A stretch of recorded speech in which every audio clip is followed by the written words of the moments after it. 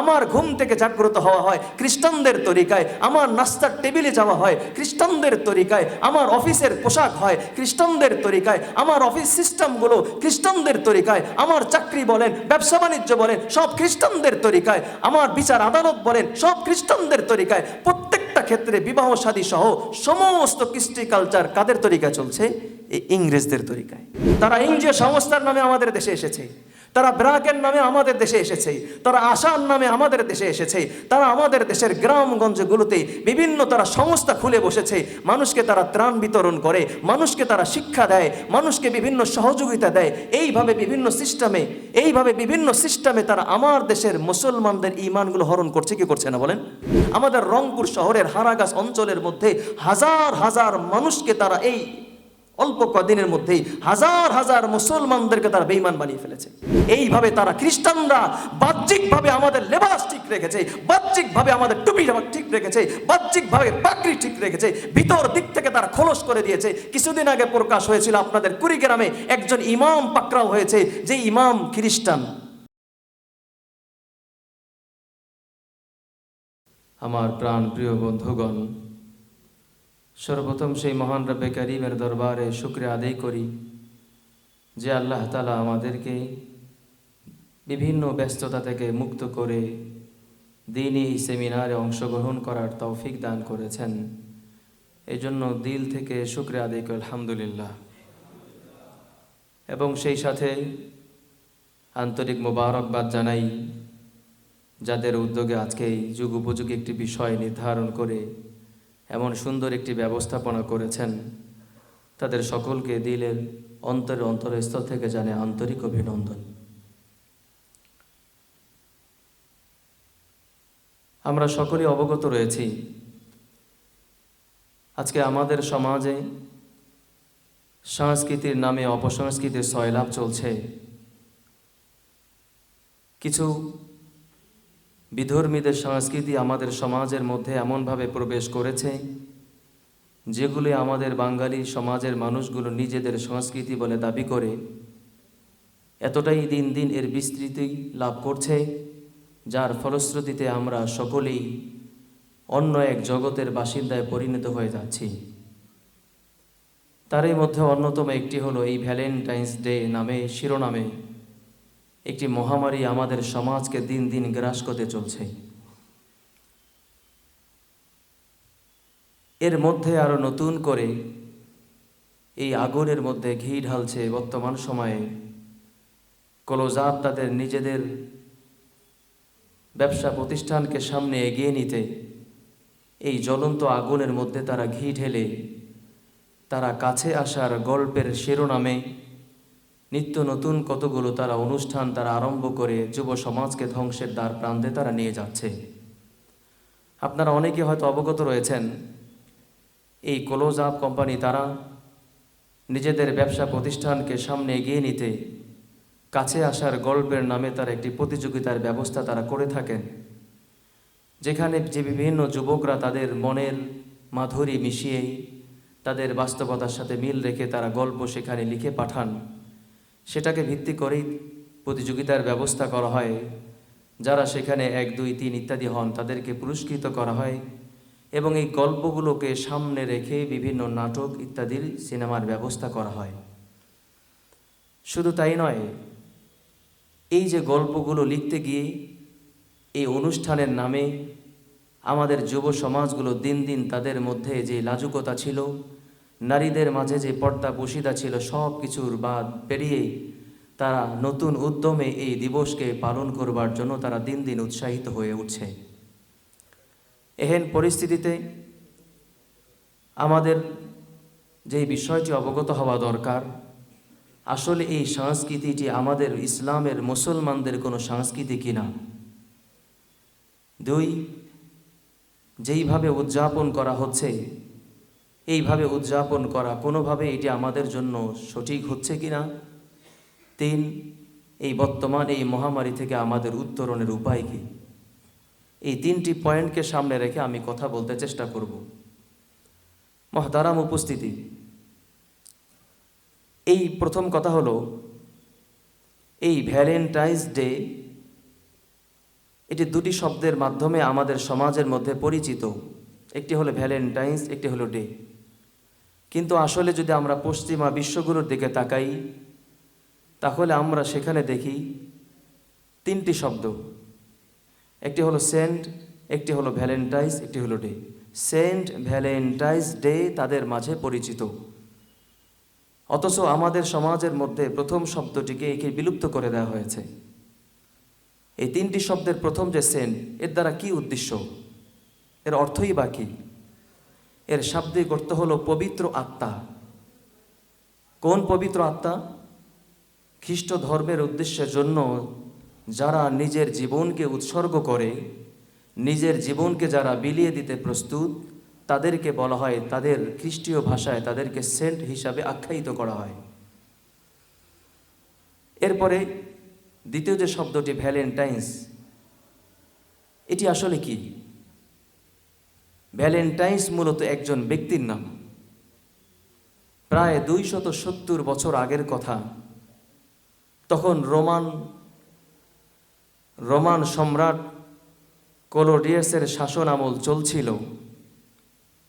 তিনি তখন চাচ্ছিলেন, যেহেতু তিনি একজন জালেম বাদশা ছিলেন, সম্রাট ছিলেন, দিন দিন তার এই সমাজের পরিধি, রাষ্ট্রের পরিধি বাড়াবার জন্য সে উঠে পড়ে লেগেছিল, যার ফলশ্রুতিতে প্রয়োজন ছিল অধিক পরিমাণ সৈন্যবাহিনীর। কিন্তু তিনি সৈন্যবাহিনী তেমন একটি সংগ্রহ করতে পারছিলেন না। কেন?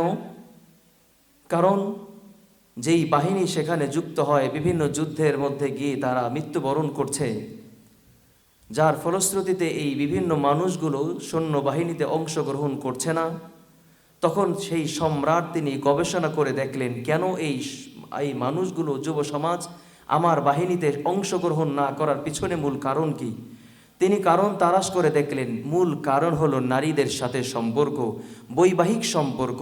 একজন পুরুষ একজন নারীর সাথে যখন বৈবাহিক সম্পর্কের মধ্যে যুক্ত হয়, তখন মহব্বত আর ভালোবাসা যখন যুক্ত হয়ে যায়, তখন সেই নারীর কারণে, মহব্বত এবং ভালোবাসার কারণে, বিবাহ নামক বন্ধনের কারণে সেই পুরুষ এবং তখন এই সেনাবাহিনীতে অংশগ্রহণ করছে না। তখন তিনি কানুন ঘোষণা করে দিলেন, আজকে থেকে আমার রাষ্ট্রের মধ্যে কোনো বিবাহ চলবে না, নারী পুরুষ একত্রিত হতে পারবে না। বিবাহ বন্ধনকে তিনি অবৈধ ঘোষণা করলেন। কিন্তু তৎকালীন সময়ে এই ভ্যালেন্টাইন্স নামে একজন যুবক, যিনি একজন ধর্মগুরু ছিলেন, খ্রিস্ট গুরু ছিলেন, পাদ্রী ছিলেন, তিনি তখন কি করলেন? তিনি তখন তৎকালীন সময়ের যুবক যুবতীদেরকে, যুবতী যারা একে অপরের সাথে ভালোবাসার সম্পর্ক কিংবা বিবাহ বন্ধনে আবদ্ধ হতে চায়, তিনি গোপনীয়ভাবে তার গির্জার ভিতরে বিবাহের ব্যবস্থা করতে লাগলেন। বিভিন্ন যুবক যুবতী আসে, তিনি বিবাহের ব্যবস্থা করেন। এইভাবে দীর্ঘদিন চলতে লাগলো। যখন রাষ্ট্রের প্রধানের কাছে এই সংবাদ পৌঁছে গেল, এই ভ্যালেন্টাইন্স নামক এক ব্যক্তি রাষ্ট্রীয় নির্দেশনা অমান্য করে সে যুবক এবং যুবতীর মাঝে বিবাহের ব্যবস্থাপনা করতে আরম্ভ করছে, তখন তাকে রাষ্ট্রের পক্ষ থেকে গ্রেফতার করে নিয়ে কারাবদ্ধ করা হলো। যখন তিনি কারাবন্দী হলেন, কারাবন্দী হওয়ার পরে তার যে সমস্ত ভক্তবৃন্দ ছিল, যুবক যুবতীরা যারা তাকে মহব্বত করতেন, ভালোবাসতেন, তখন বিভিন্ন সৌজন্য সাক্ষাৎ করতে আরম্ভ করলেন। বিভিন্ন জন বিভিন্ন উপহার সামগ্রী তাকে গিফট করতে আরম্ভ করলেন। তখন তিনি দীর্ঘ সময় যখন তিনি পার করছিলেন, তখন সেখানে জেলের যে প্রধান ছিলেন, তার একজন কন্যা ছিল। সেই কন্যাটি ছিল অন্ধ। আর এই ভ্যালেন্টাইন্স তিনি একজন চিকিৎসকও ছিলেন। বিভিন্ন জন এসে তাকে সান্ত্বনার বাণী শোনাতেন। এই অন্ধ কন্যাটিও, মেয়েটিও তাকে এসে সান্ত্বনার বাণী শোনাতেন।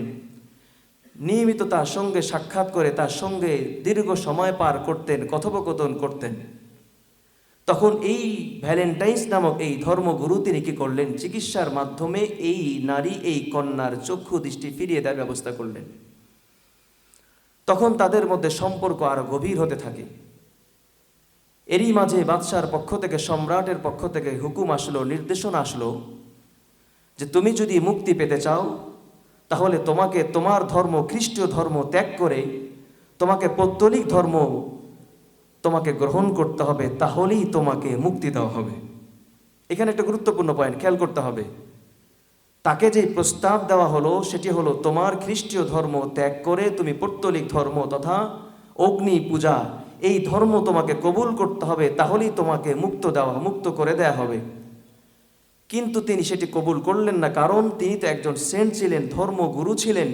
তিনি খ্রিস্টীয় ধর্মের জন্য নিজের জীবন উৎসর্গ করবার জন্য তিনি শপথ করেছিলেন। এই জন্য তিনি পরিষ্কার বললেন, যা কিছু হোক না কেন, আমার জেল হোক আর ফাঁসি হোক, আমাকে ফাঁসির কাস্টে ঝুলানো হোক, আমি খ্রিস্ট ধর্ম আমি ত্যাগ করতে পারবো না। মহতারাম উপস্থিতি, তখন কি করা হলো? তখন তার জন্য ফাঁসির নির্দেশনা প্রদান করা হলো। যখন তার জন্য ফাঁসির নির্দেশনা প্রদান করা হলো, তখন তিনি ওই কন্যার নামে, ওই অন্ধ নারীর নামে একটি চিরকুট লিখে গেলেন, ফরম ইয়োর ভ্যালেন্টাইন, এতটুকু তিনি লিখলেন। এরপরে 270-এর ঘটনা, 270 খ্রিস্টাব্দে তখন রাষ্ট্রীয়ভাবে তাকে ফাঁসির কাস্টে ঝুলিয়ে তাকে হত্যা করা হলো। মহতারাম উপস্থিতি, যখন তার হত্যা হয়ে গেল, তৎকালীন সময়ের যুবক যুবতী সকলেই কান্নায় ভেঙে পড়লেন, আফসোস করলেন। কিন্তু রাষ্ট্রের বিরুদ্ধে তেমন কেউ কিছু করার দুঃসাহস করতে পারলেন না।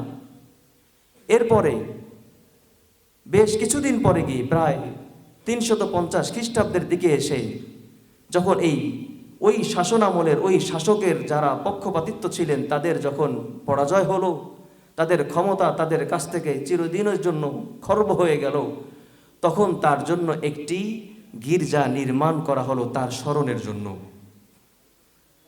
মহতারাম উপস্থিতি, এর পরবর্তীতে এসে 400 খ্রিস্টাব্দের পরে গিয়ে নতুন এক শাসকের আগমন ঘটে। খ্রিস্টীয় শাসক, তিনি তখন রাষ্ট্রীয়ভাবে এই দিবসকে তিনি স্বীকৃতি প্রদান করলেন। তখন তিনি রাষ্ট্রীয়ভাবে এই 14ই ফেব্রুয়ারি, যেহেতু তাকে হত্যা করা হয়েছিল 270 খ্রিস্টাব্দের 14ই ফেব্রুয়ারি, যেহেতু তাকে হত্যা করা হয়েছিল, এই জন্য তিনি রাষ্ট্রীয়ভাবে 14ই ফেব্রুয়ারিকে ভ্যালেন্টাইন্স ডে হিসাবে তিনি স্বীকৃতি প্রদান করলেন। এই সেন্ট ভ্যালেন্টাইন্স ডে যে স্বীকৃতি প্রদান করলেন, এর পিছনে মূল কারণটা কি? কেন এই দিবসকে তিনি স্বীকৃতি দিলেন? এই দিবসকে স্বীকৃতি দেওয়ার পিছনে কোনো ভালোবাসার গল্প ছিল না। এই দিবসকে স্বীকৃতি দেওয়ার পিছনে কোনো মহব্বত আর ভালোবাসার কাহিনী ছিল না। মূল এই দিবসকে স্বীকৃতি দেওয়ার পিছনে ওই খ্রিস্টীয় বাদশার যে মূল উদ্দেশ্য ছিল, মাকসাদ ছিল, সেটি হলো এই ধর্মগুরু নিজের ধর্মের উপরে টিকে থেকে তিনি নিজের জীবনকে বিলিয়ে দিয়েছেন। রাষ্ট্রের পক্ষ থেকে তাকে চাপ প্রয়োগ করা হয়েছে, খ্রিস্টীয় ধর্ম তুমি ছেড়ে দাও, তোমাকে মুক্ত করে দেওয়া হবে, মুক্ত বাতাসে তোমাকে ছেড়ে দেওয়া হবে। কিন্তু তিনি খ্রিস্ট ধর্ম ছাড়ে নাই, বরং জীবন বিলিয়ে দিয়েছে। এরপরও তিনি খ্রিস্টীয় ধর্মের উপর অটল ছিলেন। এই জন্যই ওই দিবসকে 14ই ফেব্রুয়ারি এই দিনটিকে সেন্ট ভ্যালেন্টাইন্স ডে স্বীকৃতি দেওয়া হয়, এই জন্য যে তিনি তার ধর্মের জন্য জীবন উৎসর্গ করে দিয়েছেন। এই ক্ষেত্রে আমাদের সমাজের মধ্যে যে বিকৃতি করা হয় সেটা হলো, তিনি ভালোবাসার জন্য জীবন দিয়েছেন। না দোস্ত, তিনি ভালোবাসার জন্য জীবন দেন নাই। কারণ কি কারণে তাকে গ্রেফতার করা হলো? রাষ্ট্রীয় কানুন অমান্য করার কারণে। এবং তিনি বন্দী থাকা অবস্থায় যেই অফার তাকে দেওয়া হয়েছিল, তুমি পৌত্তলিক ধর্ম কবুল করো, খ্রিস্ট ধর্ম ছেড়ে দাও, তোমাকে মুক্ত করে দেওয়া হবে। কিন্তু তিনি খ্রিস্ট ধর্ম না ছাড়ার কারণে তাকে বন্দিত্ব অবস্থায় দিন কালাতিপাত করতে হয়। পরিশেষে তাকে হত্যা করা হয় 270 খ্রিস্টাব্দের 14ই ফেব্রুয়ারি। মহতারাম উপস্থিতি, এই কারণে তার হত্যা কি কেন হয়েছিল? তিনি খ্রিস্টান ধর্ম ত্যাগ করেন নাই, তিনি পৌত্তলিক ধর্ম কবুল না করার কারণে, এই খ্রিস্ট ধর্মের উপর অটল থাকার কারণে খ্রিস্টীয় রাজা কি করলেন? এই দিবসকে সেন্ট ভ্যালেন্টাইন্স ডে হিসাবে স্বীকৃতি প্রদান করলেন। মহতারাম উপস্থিতি, এখন এই দিবসটা স্বীকৃতি দেওয়ার পরে তারা উদযাপনের পদ্ধতি কি ছিল? তাদের উদযাপনের পদ্ধতি ছিল, তারা একটি গির্জার মধ্যে ভাব গাম্ভীর্যতার সাথে শোক পালন করতেন এবং সেখানে একটি লটারির ব্যবস্থা করতেন। যেই লটারির মধ্যে যেই ভাগ্যবান পুরুষের নাম উঠত, সেই ভাগ্যবান পুরুষ আগামী 1 বছর পর্যন্ত তিনি নিজেকে উৎসর্গ করে দিতেন গির্জার জন্য। 1 বছর পর্যন্ত তিনি দুনিয়ার সমস্ত মোহ থেকে নিজেকে মুক্ত করে 1 বছর গির্জার জন্য তিনি নিজেকে উৎসর্গ করে দিতেন। এই উৎসর্গ করবার জন্য সেখানে লটারির ইন্তেজাম হতো। এই উৎসর্গ করার পরে যেই পুরুষের নাম লটারিতে আসতো তিনি 1 বছর পর্যন্ত ওই গির্জায় সময় পার করতেন। তিনি নিজের জীবনের সমস্ত চাহিদাকে কোরবানি করে ওই গির্জার জন্য নিজের জীবনকে তিনি বিলিয়ে দিতেন। কোনো ধরনের ব্যক্তি চাহিদা তিনি পূরণ করতেন না।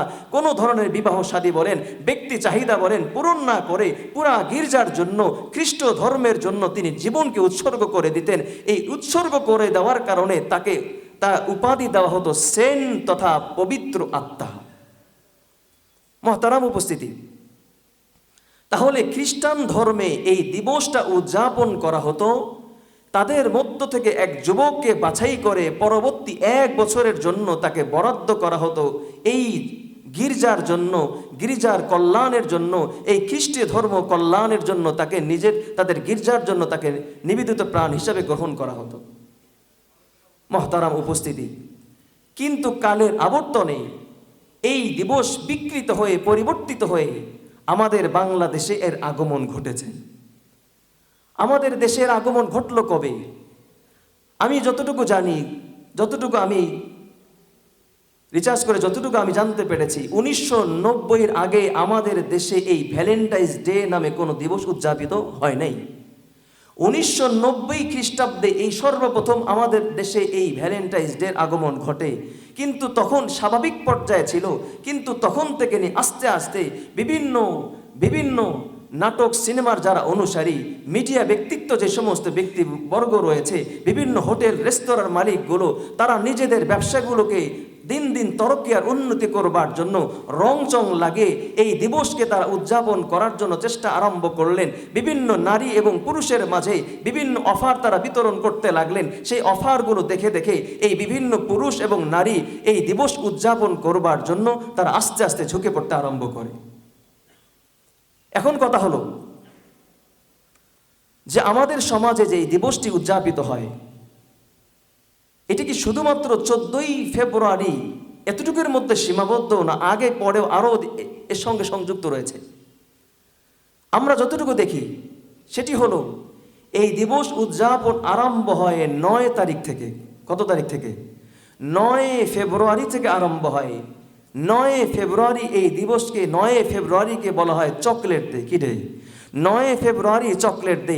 তথা একজন পুরুষ এবং একজন নারী, পুরুষ সে কী করবে, তার পছন্দের নারীকে সে চকলেট উপহার দিবে। চকলেট উপহার দিয়ে সেদিন প্রেমপ্রীতি মোটামুটি পরিচয় হলো। এরপরে 10 ফেব্রুয়ারি তখন কি ডে? Teddy day. অর্থাৎ একজন পুরুষ তার পছন্দের নারীকে বিভিন্ন এই যে মূর্তি ইত্যাদি তৈরি হয়, বিভিন্ন পুতুল, এগুলো তার নারীকে, পছন্দের নারীকে গিফট করবে। এই গেল 10 তারিখ। এরপরে হলো 11 তারিখ। 11 তারিখ আসার পরে হয় প্রমিস ডে। কি হয়? Promise day. অর্থাৎ তাদের মধ্যে সম্পর্ক একটু মজবুত হয়, ভালোবাসা মজবুত হয়, চেনা জানা মজবুত হয়। তখন একজন আরেকজনের হাতে ধরে প্রমিস করে, আমরা মরণ পর্যন্ত এভাবে আমাদের জীবন পাড়ি দিব। তোমার আমার সম্পর্কর ক্ষেত্রে আকাশ সাক্ষী, বাতাস সাক্ষী রেখে আমরা একজন আরেকজনের সাথে পথ চলার জন্য সাক্ষী রেখে আমরা সামনে পথ চলছি। এই প্রমিস ডে উদযাপন করে। এরপরে 12 তারিখ এসে, 12 তারিখ যখন আসে, 12ই ফেব্রুয়ারি, সেই দিবস পালন করে তারা হাগ ডে। কি ডে? হাগ ডে তথা আলিঙ্গন। একজন পুরুষ আরেকজন তার পছন্দের নারীকে নিজের বুকে জড়িয়ে নিয়ে ভালোবাসার বহিঃপ্রকাশ ঘটায়।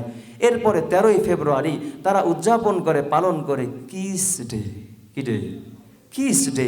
অর্থাৎ তাদের মধ্যে দূরত্ব সব দূরীভূত হয়ে গেছে, চেনা জানা হয়ে গেছে, একজন আরেকজনের জন্য বরাদ্দ হয়ে গেছে, কেউ কারো হাত ছাড়বে না। তখন তারা বলে, আরে আমরা তো বিবাহ করতেই যাচ্ছি, কদিন পরে করবই, আসো না আমরা একটু কাছাকাছি হই, তোমার একে আমরা অপরের কি কই স্বাদ আমরা উপভোগ করি। সেটা তো কিসের মাধ্যমে না হলে হয়ই না।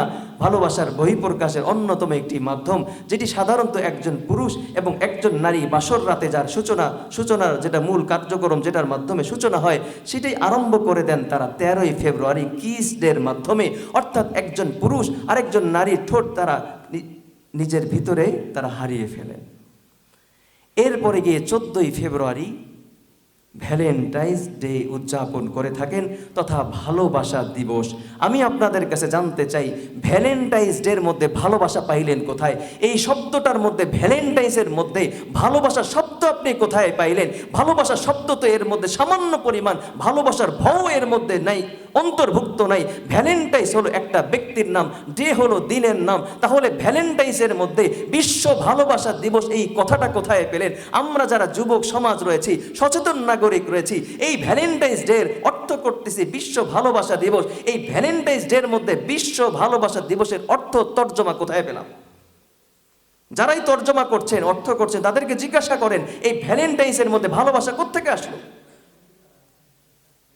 তার মানে বোঝা গেল আমাদের সমাজের কিছু নষ্ট মিডিয়া, আমাদের সমাজের কিছু নষ্ট মানুষগুলো, তারা আমাদেরকে বিকৃত এক ইতিহাস আমাদের সামনে নিয়ে আসছে, বিকৃত কিছু অর্থ আমাদের সামনে নিয়ে আসছে। এই বিকৃত অর্থ করে আমাদের সমাজের মধ্যে সেগুলো ছেড়ে দিচ্ছে। আর আমরাও জনগণ তো এরকম হুজুগে মাতাল, কে কি বলল সেটিকে দেখার কোনো বিষয় না। যা বলল সেটা সঠিক না বেঠিক, কোনটা সঠিক কোনটা বেঠিক সেটা আমি কোনো দেখার কোনো চিন্তা ভাবনা করি না। আমি চিন্তা করছি আমার তো কোনো গার্লফ্রেন্ড ইত্যাদি নাই। এই দিবসকে কেন্দ্র করে যদি একজনকে পটানো যায়, একজনকে নিজের আয়ত্তে নিয়ে আসা যায়, একজনকে যদি উপহার সামগ্রী দেওয়া যায়, ভালোবাসার বহিঃপ্রকাশ ঘটানো যায়, তাহলে সমস্যাটা কোথায়? এই জন্য আমরা জানাশোনা মানুষ বুঝে শুনেও এই অন্ধ পথের দিকে আমরা পাড়ি দিচ্ছি। মহতারাম উপস্থিতি, এখানে আরেকটি কথা যুক্ত না করলেই আমি তৃপ্তি পাচ্ছি না। সেটি হলো, আজকে যে সমস্ত আধুনিক, যে সমস্ত ব্যক্তিবর্গ রয়েছেন, সচেতন নাগরিক, আধুনিকতার নামে যারা ইসলামকে তারা পছন্দ করেন না, তারা আমাদেরকে একটা কথা বলেন, এটি হলো আধুনিক যুগ, আধুনিক জমানা। 1450 বছর আগের পূর্বের নিয়ম কানুন এই আধুনিক জমানায় চলতে পারে, এরকম তারা কথা বলে কি বলে না?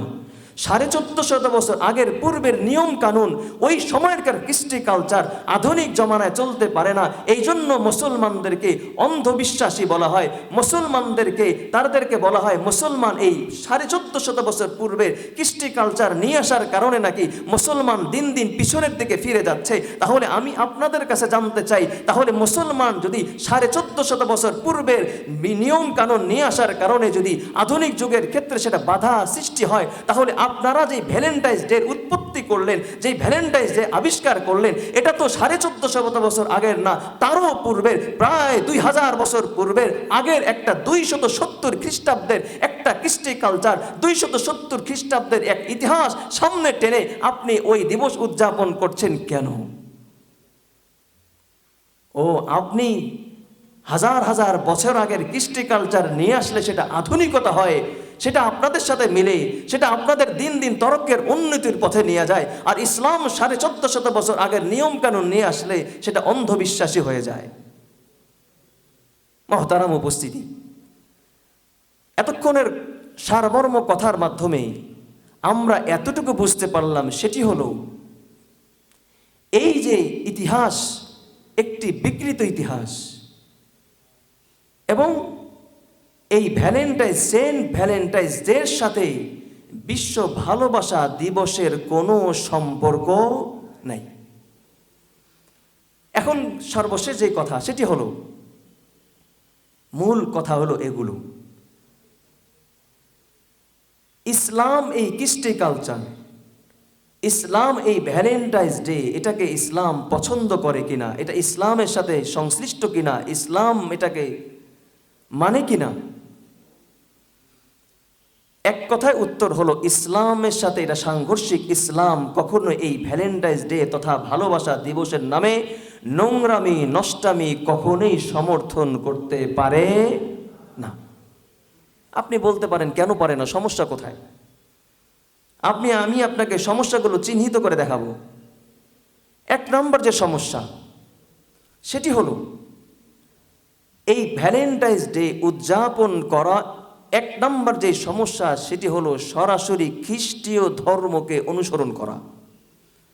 একজন মুসলমান হিসাবে আমি এই ভ্যালেন্টাইন্স ডে উদযাপন করা মানে আমি খ্রিস্টীয় ধর্মকে অনুসরণ করা। কেন?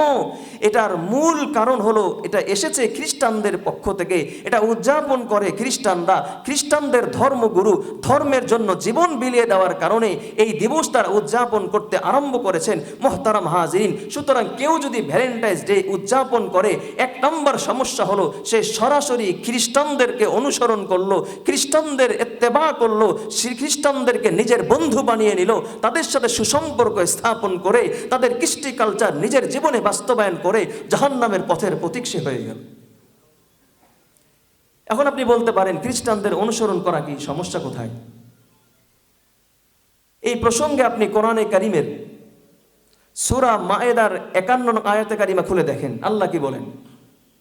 আল্লাহ পাক রব্বুল আলামিন বলছেন, ইয়া আইয়ুহাল্লাযীনা আমানু লা তাত্তাখিযুল ইয়াহুদ ওয়ান নাসারা আউলিয়া বা'দুহুম আউলিয়াউ বা'দ ওয়া মান ইয়াতাওয়াল্লাহুম মিনকুম ফাইন্নাহু মিনহুম ইন্নাল্লাহা লা ইয়াহদিল কওমাজ যালিমিন। আল্লাহ পাক রব্বুল আলামিন এখানে সম্বোধন করেছেন ঈমানদারদেরকে, মুমিনকে, ইয়া আইয়ুহাল্লাযীনা আমানু, হে ঈমানদারগণ। ঈমানদার কারা? যারা আল্লাহকে বিশ্বাস করে। ঈমানদার কারা? যারা রসুলকে বিশ্বাস করে। ঈমানদার কারা? যারা কোরআনকে ইসলামী শরীয়ত হিসাবে গ্রহণ করে। ঈমানদার কারা? যারা আল্লাহর কোরআনকে ফলো করে। ঈমানদার কারা? রসুলের শরীয়তকে ফলো করে। ঈমানদার সে নয় যে কোরআনকে ফলো করে না, ঈমানদার সে নয় যে রসুলের সুন্নাহকে ফলো করে না। আমাদের সমাজের মধ্যে এক শ্রেণীর মানুষ রয়েছেন যারা আল্লাহকে বিশ্বাস করে, রসুলকে বিশ্বাস করে, ইসলাম এটা সত্য ধর্ম এটা বিশ্বাস করে, কিন্তু মানে না। আছে না? যেমন নামাজ পড়ে না, কোরআন রিচার্জ করে না, কোরআন ফলো করে না, রসুলের সুন্নাহ অনুপাতে জীবন অতিবাহিত করে না। তাকে যদি আপনি জিজ্ঞাসা করেন, ভাই আপনি কি মুমিন? সাথে সাথে এক কথায় তিনি উত্তর দিবেন, হ্যাঁ আমি অবশ্যই মুমিন, আমি ঈমানদার। বলে, ভাই আপনি নামাজ পড়েন না যে? বলে, নামাজ পড়ি না তো কি হয়েছে, আমার ঈমান বড় পাক্কা, বড় মজবুত। বলে, আপনি যে চুরি করেন? বলে, আমি চুরি করতে পারি। আপনি নেশা করেন? আমি নেশা করতে পারি, কিন্তু আমি পাক্কা ঈমানদার। ও দোস্ত, কেন? তার যুক্তি হলো আমি আল্লাহ বিশ্বাস করি, রসুল বিশ্বাস করি, ইসলাম বিশ্বাস করি, আর যে বিশ্বাস করে সে মুমিন। তাহলে আমি আপনাদেরকে একটা কথা বলে যেতে চাই, সেটা হলো আমরা সকলেই জানি নবী করিম সাল্লাল্লাহু আলাইহি ওয়াসাল্লামের সবচেয়ে বড় ঢাল ছিলেন, রসুলের সবচেয়ে বড় আপন চাচা ছিলেন হযরত খাজা আবু তালিব। রসুলের চাচাকে আবু তালেব। আপনারা সবাই জানেন এই আবু তালেব রসুলের চাচা জান্নাতি না জাহান্নামী? কেন? কি কারণে? কেন? ইসলামকে তিনি মেনে নেননি। কারণ খাজা আবু তালেব তিনি স্বীকার করেন যে আল্লাহকে স্বীকার করেন, আল্লাহকে আল্লাহ স্রষ্টা বলে তারা স্বীকার করেন। আবু জেহেল বলেন, উতবা বলেন, শাইবা বলেন, সকলেই আল্লাহকে স্রষ্টা বলে তারা স্বীকার করত। এবং চাচা আবু তালেব নবী মুহাম্মদকে নবী বলে স্বীকার করত। ইসলাম একমাত্র শান্তির ধর্ম এটাও সে বিশ্বাস করত। রসুল সাল্লাল্লাহু আলাইহি ওয়াসাল্লাম চাচার ইন্তেকালের মুহূর্তে যখন চাচাকে বললেন, চাচা একবার আপনি কালেমা পাঠ করেন, আমি কিয়ামতের ময়দানে আপনার জন্য আমি সুপারিশ করব, তখন চাচা উত্তরে বলেছিলেন, ওগো মুহাম্মদ ভাতিজা, তুমি তোমার ধর্ম সত্য, আমি বিশ্বাস করি, তোমার আল্লাহ এক, আমি বিশ্বাস করি, তুমি নবী মুহাম্মদ এটা আমি বিশ্বাস করি, তোমার ধর্ম সঠিক বিশ্বাস করি, কিন্তু ও ভাতিজা আমি আজকে তোমার ধর্মটা কবুল করতে পারছি না, মেনে নিতে পারছি না। কেন? আজকে যদি মেনে নেই তাহলে সমস্ত বাতিলগুলো আমাকে লাঞ্ছিত করবে, অপদস্থ করবে। দেখো চাচা আবু তালেব ভাতিজার ধর্ম কবুল করে নিজের অস্তিত্বকে বিলীন করে দিল, এই লজ্জা আমি কোথায় রাখবো? এই জন্য তোমার ধর্ম কবুল করতে পারলাম না। মুহতারাম হাজিরিন, এখন আমি আপনাদের কাছে জানতে চাই, যেই মুমিনগুলো আল্লাহকে বিশ্বাস করে, যেই মুমিন রসুলকে বিশ্বাস করে, যেই মুমিন ইসলামকে সত্য ধর্ম বিশ্বাস করে কিন্তু মানে না, তাহলেও সে কিভাবে মুমিন হয়? এই বিশ্বাস আবু তালেবের ছিল। আবু তালেব বিশ্বাস করার কারণে, না মানার কারণে, যেভাবে সে বেঈমান অবস্থায় মৃত্যুবরণ করেছে, ঈমান হারা হয়েছে, ঈমান নিয়ে কবরে যেতে পারে নাই, ঠিক তদ্রূপভাবে যারাও শুধুমাত্র স্বীকৃতি দিবে কিন্তু ইসলামকে কবুল করবে না, নিজের জীবনের সাথে বাস্তবায়ন করবে না, তারাও প্রকৃত ঈমানদার হতে পারবে না। তো আল্লাহ পাক রব্বুল আলামিন ঈমানদারদেরকে লক্ষ্য করে বলছেন, ইয়া আইয়ুহাল্লাযীনা আমানু, হে ঈমানদারগণ, লা তাত্তাখিযুল ইয়াহুদ ওয়ান নাসারা আউলিয়া, ও ঈমানদারগণ, ইহুদি এবং খ্রিস্টানদেরকে তোমরা বন্ধু বানিও না। কেন? বা'দুহুম আউলিয়া, বা তারা পরস্পরে বন্ধু। এরপরে আল্লাহ তাআলা আরো কত কঠোর কথা বলছেন, ওয়ামাইয়াতাওয়াল্লাহুম মিনকুম ফাইন্নাহু মিনহুম, ও আমার বান্দারা, ওমাইয়াতাওয়াল্লাহুম মিনকুম ফাইন্নাহু মিনহুম, তোমাদের মধ্যে যে কি করবে, খ্রিস্টানদের ধর্ম কবুল করবে, তোমাদের মধ্যে যে খ্রিস্টানদের আদর্শ কবুল করবে, তোমাদের মধ্যে যে ইহুদিদের আদর্শ কবুল করবে, তোমাদের মধ্যে যে খ্রিস্টানদের সাথে বন্ধুত্বর সম্পর্ক স্থাপন করবে, তোমাদের মধ্যে যারা হিন্দুদের সাথে সম্পর্ক স্থাপন করবে, আল্লাহ বলছেন ওমাইয়াতাওয়াল্লাহু মিনকুম ফাইন্নাহু মিনহুম, যে যার সঙ্গে মহব্বত স্থাপন করবে, আমার আল্লাহর ঘোষণা হলো সেও তাদের দলে অন্তর্ভুক্ত হয়ে যাবে। বলেন না নাউজুবিল্লাহ। তার মানে পরিষ্কার বোঝা গেল, কেউ যদি হিন্দু ধর্মকে মহব্বত করে, হিন্দুদের সাথে বন্ধুত্ব সম্পর্ক স্থাপন করে, কেউ যদি খ্রিস্টানদের সাথে বন্ধুত্ব সম্পর্ক স্থাপন করে, কেউ যদি ইহুদিদের সাথে বন্ধুত্ব সম্পর্ক স্থাপন করে, তাদের কৃষ্টি কালচার নিজের জীবনে বাস্তবায়ন করে, হিন্দুদের কৃষ্টি কালচার, বিয়ে শাদী সহ প্রত্যেকটা ক্ষেত্রে যে আমরা হিন্দুদের কৃষ্টি কালচার নিজের জীবনের মধ্যে বাস্তবায়ন করছি, এইগুলো যারা নিজের জীবনে বাস্তবায়ন করে, তাদের সাথে মহব্বত আর ভালোবাসার সম্পর্ক স্থাপন করবে, আমি আল্লাহর ঘোষণা হলো তারাও খ্রিস্টানদের অন্তর্ভুক্ত।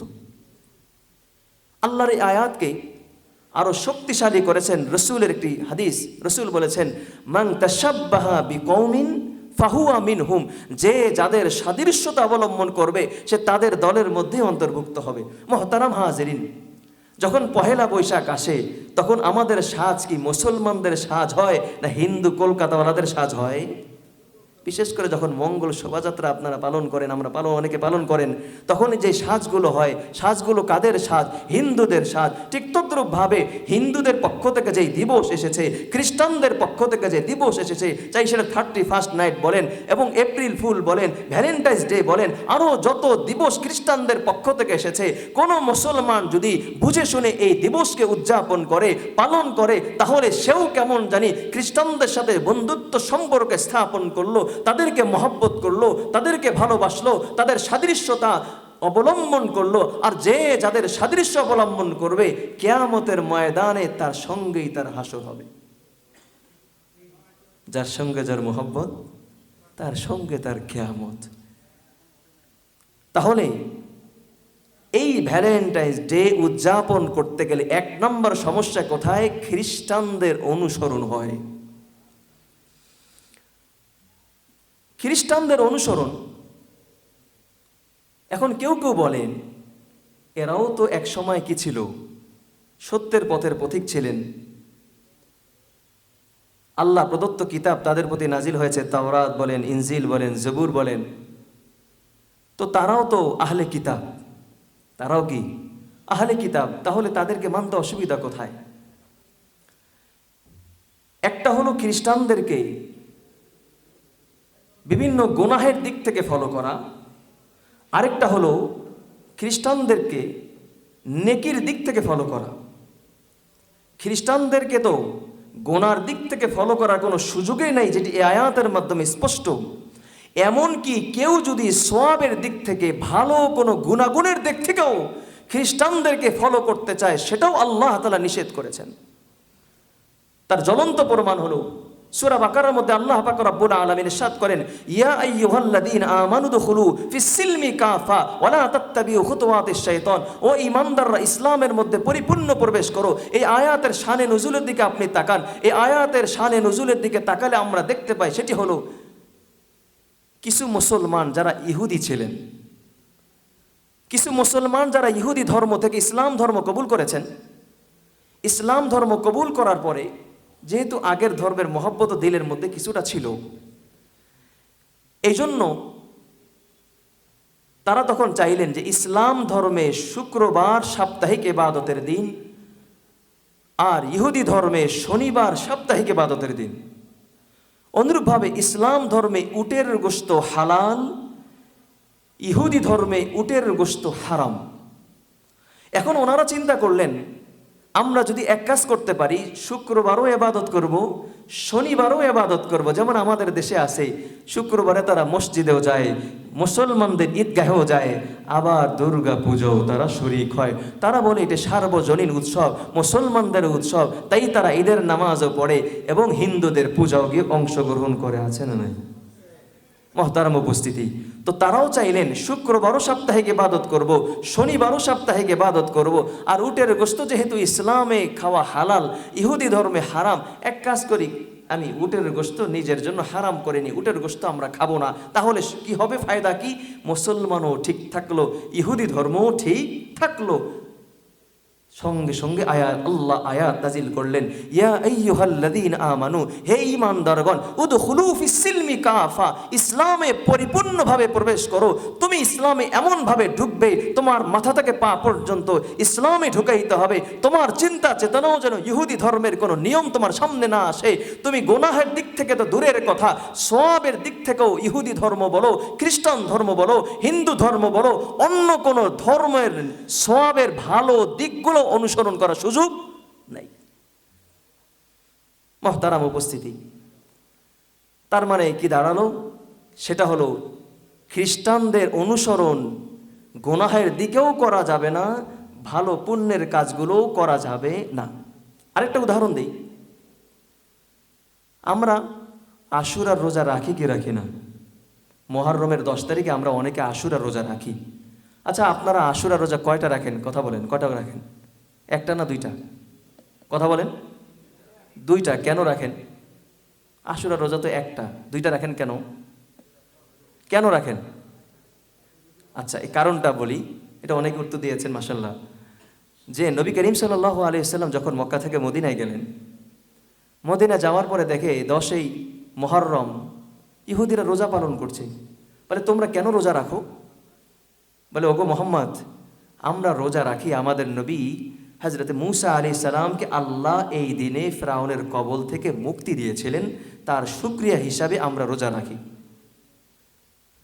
নবী করিম সাল্লাল্লাহু আলাইহি ওয়াসাল্লাম উত্তর দিলেন যে, আমি তো তোমাদের থেকে আরো বেশি হকদার, কারণ মূসা আমার ভাই। কিন্তু নবী করিম সাল্লাল্লাহু আলাইহি ওয়াসাল্লাম সেই বছর রোজা রাখলেন। পরবর্তী বছর সাহাবায়ে কেরামকে হুকুম করলেন, আগামী থেকে তোমরা এই 10 মুহররমের সাথে আরেকটা রোজা যুক্ত করবে, হয়তো 9 এবং 10 রোজা রাখবে, অথবা 10 এবং 11 রোজা রাখবে। কেন? যাতে করে ইহুদিরাও যেহেতু রোজা রাখছে, আমরাও যেহেতু রোজা রাখছি, আমাদের রোজা আর ইহুদিদের রোজার সাথে যেন মিলে না যায়। তারা একটা রাখে, আমরা 2টা রোজা রাখবো, হয়তো 9-10 রাখবো, অথবা 10-11 রাখবো, যাতে করে তাদের সাথে আমার কোনো সাদৃশ্যতা অবলম্বন না হয়। মুহতারাম হাজিরিন, এখন আমি আপনাদের কাছে জানতে চাই, একটা রোজার ক্ষেত্রে, দ্বীনি বিষয়ে, সওয়াবের ক্ষেত্রে রাসূল কতটা খেয়াল করেছেন তাদের সাথে যেন আমার রোজাটা না মিলে না যায়, এই জন্য 2টা রোজা রাখতে বললেন। তাহলে ধর্মের ক্ষেত্রে তো তাদের সাথে কোনো মিলার সুযোগ নাই, তাহলে অন্য বিষয়গুলো তো বাদই। শুধু তাই নয়, এই খ্রিস্টানদেরকে আমি যে অনুসরণ করছি, আমি পরিষ্কার বলবো, যারা ভ্যালেন্টাইন্স ডে উদযাপন করে তারা খ্রিস্টীয় ধর্মকে বাংলার জমিনে তারা বাস্তবায়ন করতে চায়। ঠিক ঠিক না? কেন, কিভাবে? এই খ্রিস্টান কারা? কারা এরা? এরা তো সেই ইংরেজ গোষ্ঠী যারা আমাদের এই ভারত উপমহাদেশ দখল করে 200 বছর তারা শাসন করেছিল, যারা হাজার হাজার ওলামায়ে কেরামকে ফাঁসির কাস্টে ঝুলিয়েছিল, যারা হাজার হাজার লক্ষ লক্ষ আলেমদেরকে শহীদ করে দিয়েছিল, যারা হাজার হাজার মানুষদেরকে এই ভারত উপমহাদেশ শহীদ করে দিয়েছিল, এই তাদের বিরুদ্ধে হক্কানি ওলামায়ে কেরাম আপামর জনতা একত্রিত হয়ে যুদ্ধ করে এই ভারত উপমহাদেশ স্বাধীন করেছে 1947 সালে। এই যে 1947 সালে স্বাধীন করলো, তখন তারা স্বাধীনতার পরে যখন ইংরেজরা লেজ গুটিয়ে পালিয়ে গেল, তখন একটা কথা বলে গিয়েছিল, আমরা তো চলে গেলাম তোমাদের ভারত ছেড়ে, আমরা চলে গেলাম, কিন্তু আমাদের আদর্শ বীজ তোমাদের জমিনে বপন করে গেলাম।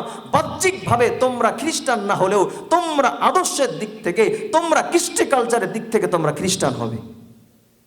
এই কথা তারা তখন বলে গিয়ে দিয়েছিল যে আমরা চলে যাচ্ছি, আমাদের আদর্শ রেখে গেলাম, আমরা চলে যাব, তোমরা বাহ্যিকভাবে মুসলমান থাকবে, কাজে কর্মে তোমরা খ্রিস্টান হবে, তোমরা প্রত্যেকটা ক্ষেত্রে খ্রিস্টানদেরকে ফলো করবে, ইংরেজদের অনুকরণ করবে। তাই তো আমরা দেখি সকালবেলা ঘুম থেকে জাগ্রত হয়ে ঘুমানো পর্যন্ত আমার দিনের 24 ঘন্টার রুটিনগুলো যদি ফলো করি, আমার ঘুম থেকে জাগ্রত হওয়া হয় খ্রিস্টানদের তরিকায়, আমার নাস্তার টেবিলে যাওয়া হয় খ্রিস্টানদের তরিকায়, আমার অফিসের পোশাক হয় খ্রিস্টানদের তরিকায়, আমার অফিস সিস্টেমগুলো খ্রিস্টানদের তরিকায়, আমার চাকরি বলেন, ব্যবসা বাণিজ্য বলেন, সব খ্রিস্টানদের তরিকায়, আমার বিচার আদালত বলেন, সব খ্রিস্টানদের তরিকায়। প্রত্যেকটা ক্ষেত্রে বিবাহ শাদী সহ সমস্ত কৃষ্টি কালচার কাদের তরিকায় চলছে?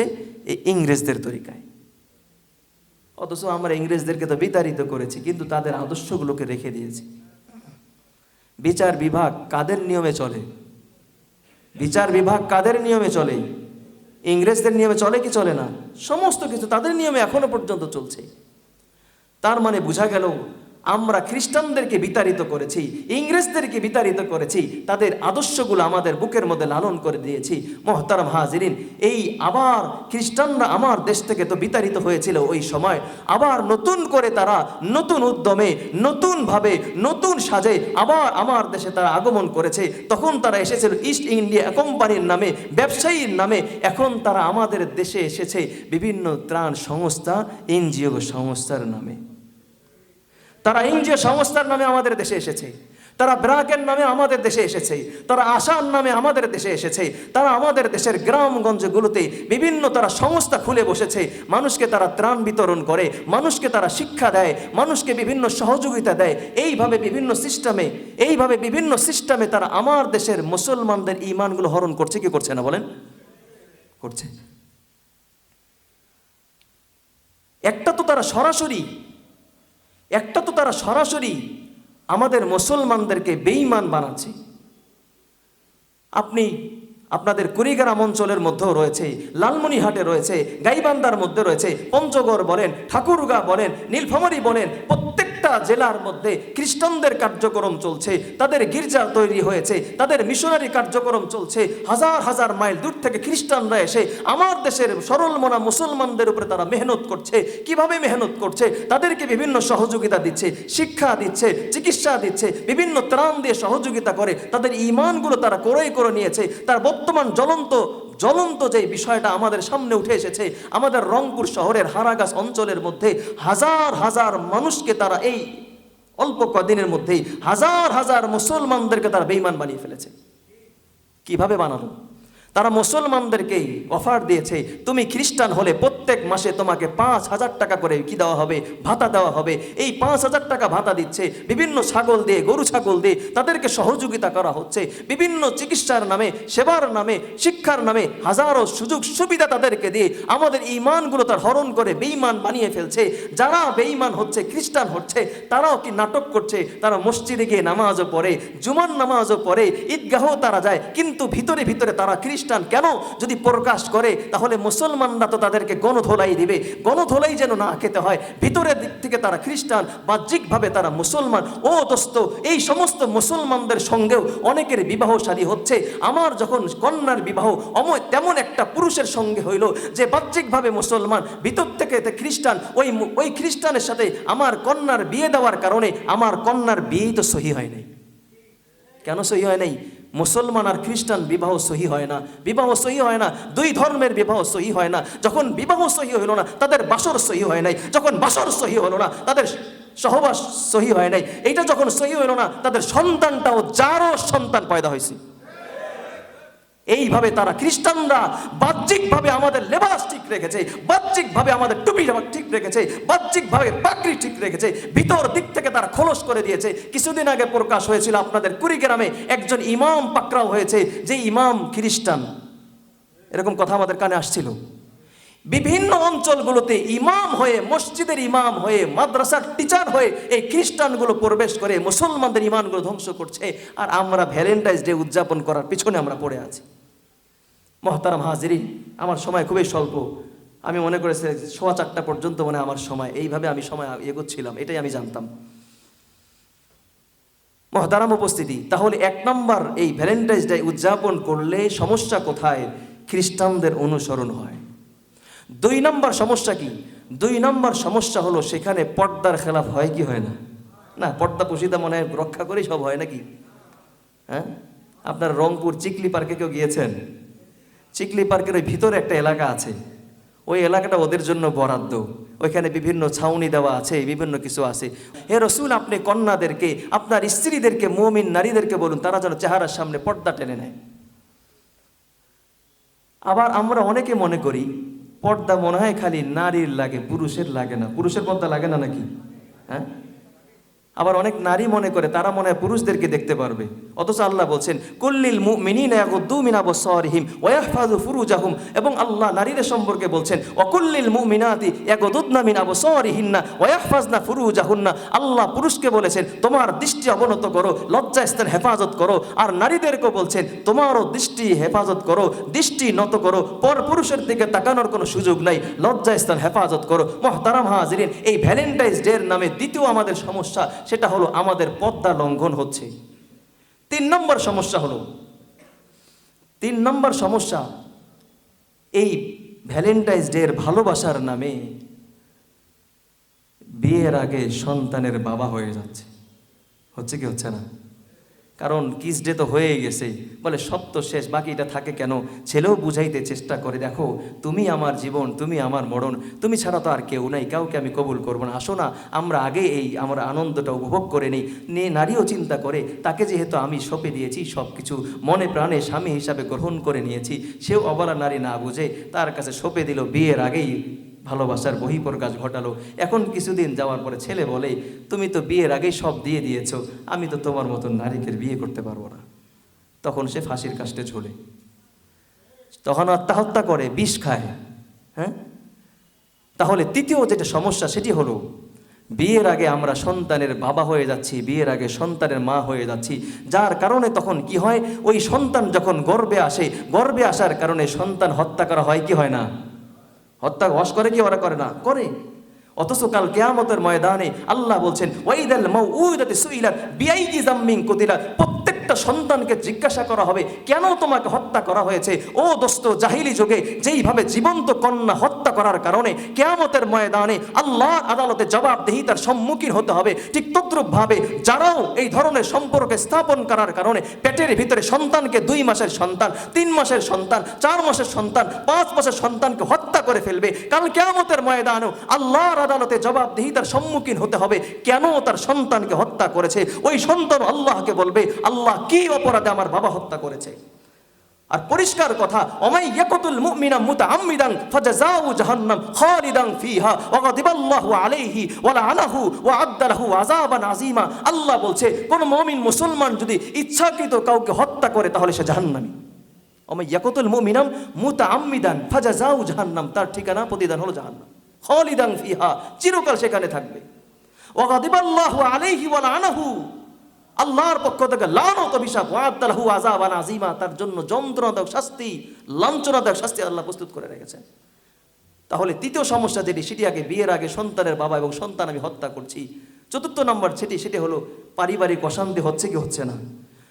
একটা মেয়েও ছেলে বিবাহিত, তারপরও সে পরকীয়া জড়াচ্ছে, অথচ আল্লাহ তাআলা বলছেন পুরুষদেরকে লক্ষ্য করে ওয়াশিরুহুন্না বিল মারুফ, ও পুরুষরা নারীদের সাথে উত্তম আচরণ করো, তুমি পরকীয়া করে তার সঙ্গে মন্দ আচরণ করো না। 5 নম্বর, পারিবারিক অশান্তির পাশাপাশি বাবা মাকে অসন্তুষ্টি করা হচ্ছে, বাবা মাকে অসন্তুষ্ট করা হচ্ছে, বাবা মার ইচ্ছার বিপরীত বিবাহ শাদীর মধ্যে আমরা যুক্ত হয়ে যাচ্ছি। অথচ আল্লাহ তাআলা বাবা মার সাথে উত্তম আচরণ করতে বলেছেন, ওয়াকাদা রাব্বুকা আল্লা তা'বুদু ইল্লা ইয়া ওয়া বিল ওয়ালিদাইনি ইহসানা, পিতা মাতার সাথে ভালো আচরণ করো। ইম্মা ইয়াবলুগান্না ইনদাকাল কিবার আহাদুহুমা আও কিলাহুমা ফালা তাকুল লাহুম উফ, ওয়ালা তানহারহুমা ওয়াকুল লাহুমা কওলান কারীমা ওয়াখফিদ লাহুমা জানাহা যুল্লি মিনার রাহমা ওয়াকুর রব্বিরহামহুমা কামা রাব্বায়ানি সগীরা। বিস্তারিত বলার কোনো সুযোগ নাই। মুহতারাম উপস্থিতি, বাবা মার সাথে উত্তম আচরণ করতে বলেছেন। বাবা মা যদি বেজার হয়, আল্লাহ বেজার, মা বেজার, আল্লাহ বেজার। আল্লাহর কসম, কেউ যদি বাবা মাকে অসন্তুষ্ট করে বিয়ে করে, ভালোবাসার বিয়ে করে, আল্লাহর কসম করে বলে গেলাম, সে জান্নাতি হতে পারবে না।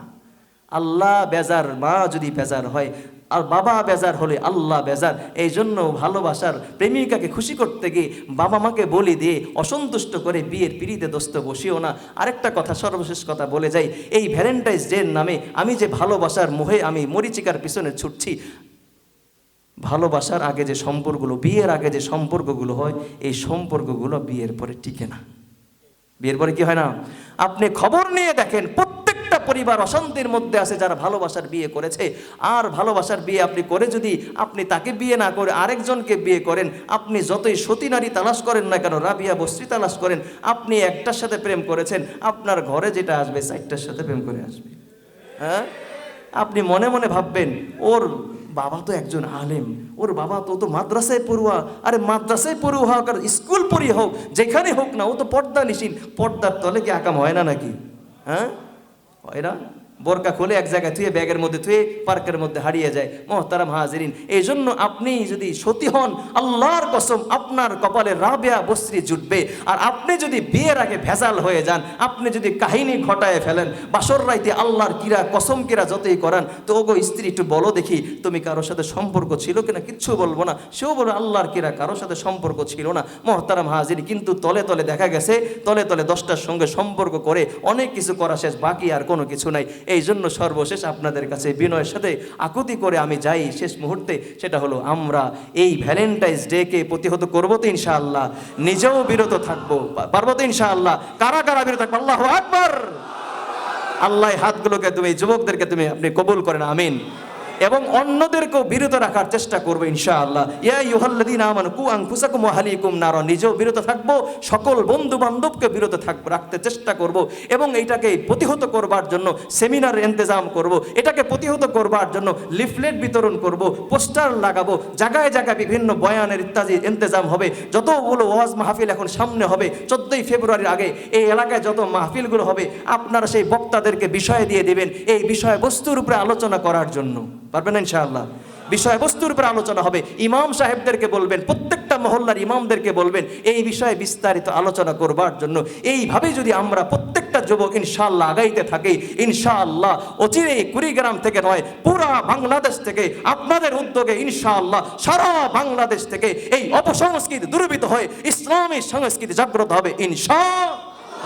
আসসালামু আলাইকুম।